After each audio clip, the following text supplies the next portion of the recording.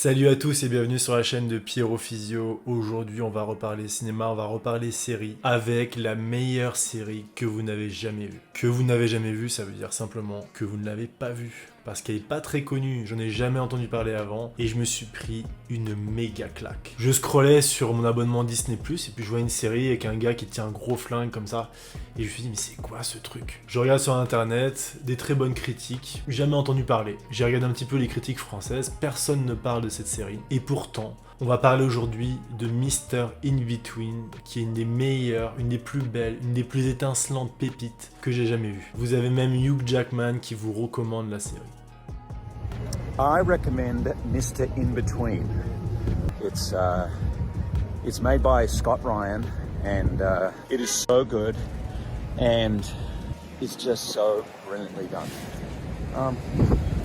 Check it out. I don't want to tell you too much more about it.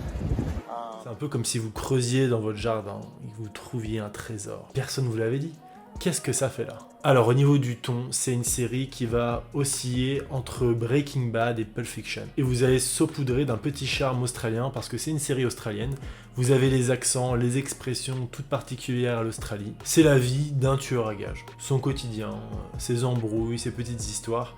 Mais c'est surtout son quotidien. Et ici, contrairement à Breaking Bad, contrairement à Dexter, où le héros fait parfois des choix un petit peu stupides, ici tout va être très rationnel, très logique. Et ce qui donne la force à cette série, c'est son réalisme, c'est qu'on croit à chacun des personnages, même les tout petits rôles qui accompagnent, qui sont autour du héros. C'est également une série qui est extrêmement drôle.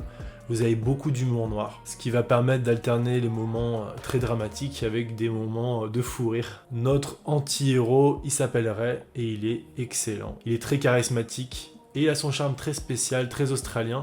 C'est un anti-héros parmi les meilleurs qu'on ait pu voir sur le petit écran, comme Walter White dans Breaking Bad, comme Tony Soprano, et évidemment comme Barry et Dexter. Mais je vais mentionner ici que j'ai jamais vu un acteur jouer aussi bien un tueur à gages. Simplement, il est extrêmement crédible dans son rôle. Il n'est ni grand, ni costaud, ni particulièrement beau, ni particulièrement intelligent. Il se fond comme ça dans la masse. Avec lui, tu peux t'attendre à tout moment à te faire égorger. Et c'est ce qui rend ce personnage extrêmement crédible, c'est cette capacité à être une personne de la vie de tous les jours. Un acteur qui, normalement, n'aurait jamais le premier rôle dans une série. Et il est nécessaire de rajouter qu'il est chauve, donc...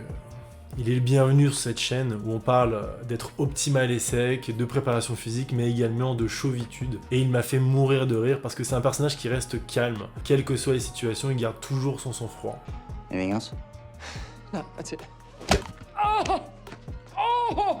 Oh! I've got it! Là où la plupart des séries, même Breaking Bad, elles vont jouer sur la culpabilité du personnage principal par rapport à ses actions. Ici, on va présenter le métier d'assassin, de tueur à gages, comme un métier normal, avec ses obligations, avec ses routines. Et on n'essaie pas d'atténuer le propos principal, comme dans Dexter par exemple, où on se dit, bah finalement Dexter, il est un peu gentil quand même, puisqu'il tue des méchants. Ici, les personnages principaux se remettent jamais en question, il n'y a pas d'angélisme, les tueurs à gages sont là pour tuer, tout type de profil, et c'est leur métier. Mais néanmoins, la série ne joue pas sur la complaisance dans la violence. Les scènes de meurtre sont réalistes, froides et crues, mais on n'essaie pas de faire de la violence gratuite, graphique, complaisante. Ray, il travaille dans une boîte de nuit, et puis dans cette boîte de nuit, c'est là où on lui donne plein de petites missions. Ça va du petit meurtre dans les bois à simplement aller menacer quelqu'un pour retirer sa plainte. La grosse différence entre Mr. In-Between et Breaking Bad, Barry, Dexter, c'est que là où les séries que j'ai citées juste avant sont des séries qui vont faire grossir l'intrigue au fur et à mesure des saisons,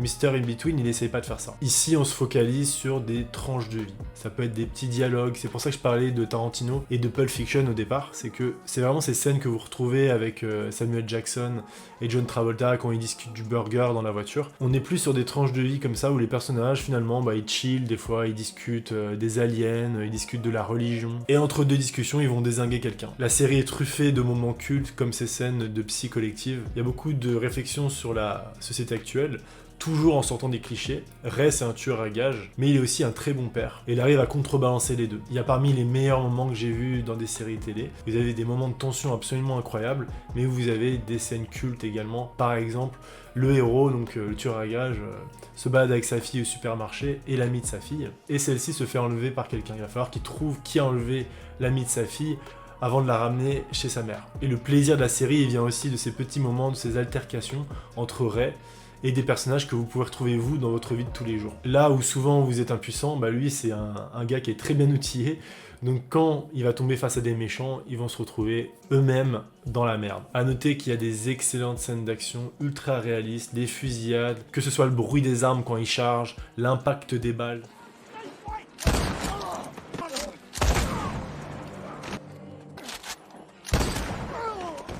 Qui change si c'est sur du verre, si c'est sur du métal. Tout est fait de manière extrêmement réaliste.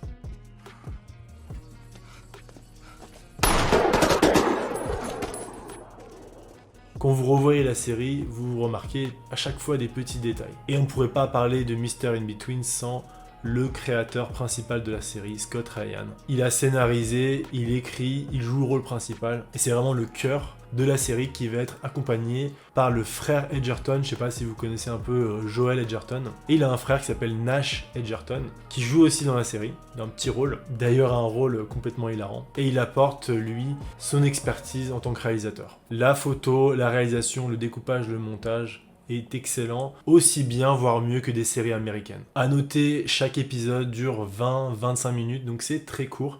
La première saison dure 6 épisodes, donc vous l'avez fini très rapidement. Moi j'ai bingé les 3 saisons en quelques jours. Et même si je parlais de tranche de vie, vous avez un fil conducteur. Il y a une suite et on a envie de savoir à chaque fois ce qui va se passer. Même si chaque épisode possède un petit sketch très croustillant, l'ensemble est tenu par un fil rouge. Voilà, si la vidéo vous a plu, n'hésitez pas à vous abonner, à mettre des commentaires en dessous. D'ailleurs, si vous connaissez d'autres séries comme ça, peu connues mais qui sont d'une grande qualité, n'hésitez pas à le mentionner en dessous. Et ce qui est bien dans cette série, c'est qu'on a également un héros pas tout à fait sec, mais il est optimal. Il sait boxer, il s'entraîne à la boxe, il est chauve, que demander de mieux. En tout cas voilà, si vous connaissez d'autres séries comme ça, un petit peu passées sous le radar, n'hésitez pas à les mentionner, likez, abonnez-vous. Et on se revoit pour la prochaine vidéo pour un physique optimal et un mental optimal dans un monde de... My name is Ray. I'm 40. Got a kid. Do you think that you've got an anger problem?